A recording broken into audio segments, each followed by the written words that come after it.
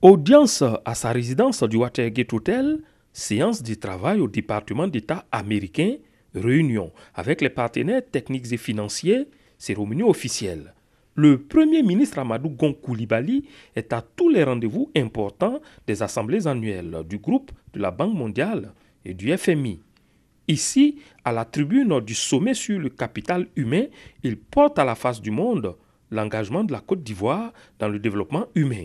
Un modèle qui s'oriente vers 3 axes. La question de la nutrition, notamment donc celle de la petite enfance, l'éducation des jeunes filles et l'emploi des jeunes. Le Premier ministre, chiffre en main, livre les acquis, mais aussi les perspectives de cette politique depuis 2012. Nous sommes donc engagés, premièrement, à réduire le retard de croissance des enfants de moins de 5 ans de 29,8% en 2012 à 20% en 2020, ce qui permettra de sortir 630 000 enfants du retard de croissance. Deuxièmement, le gouvernement a décidé de mettre en œuvre le programme de scolarisation obligatoire des enfants de 6 à 16 ans, surtout la jeune fille, programme qui a été lancé depuis 2015.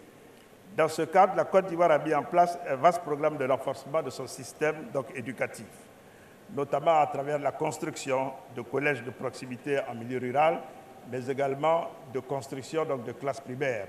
Et nous avons réalisé à la date d'aujourd'hui environ 10 000 classes primaires nouvelles.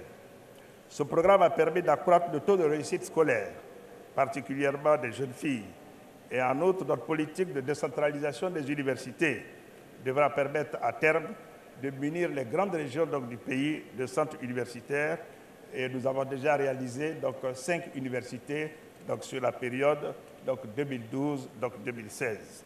Au plan social, dans le cadre de ce programme de scolarisation obligatoire, environ 2 millions de kits scolaires sont distribués aux familles les plus pauvres chaque année. Troisièmement, le gouvernement a mis l'accent sur l'emploi et l'insertion des jeunes en âge de travailler, y compris les personnes en situation de handicap. Et il a permis, sur la période de 2012 à 2016, de créer environ 2 millions d'emplois pour les jeunes de Côte d'Ivoire.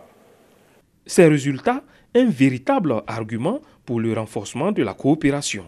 La mise en œuvre cohérente et efficace de nos priorités en matière de développement du capital humain appelle une synergie de toutes les actions de nos partenaires techniques et financiers, et notamment du groupe de la Banque mondiale. Le Rwanda et la Côte d'Ivoire étaient les 2 pays africains à monter sur la tribune du sommet sur le capital humain qui s'est tenu juste quelques heures après l'ouverture officielle des assemblées annuelles ce vendredi 13 octobre à Washington.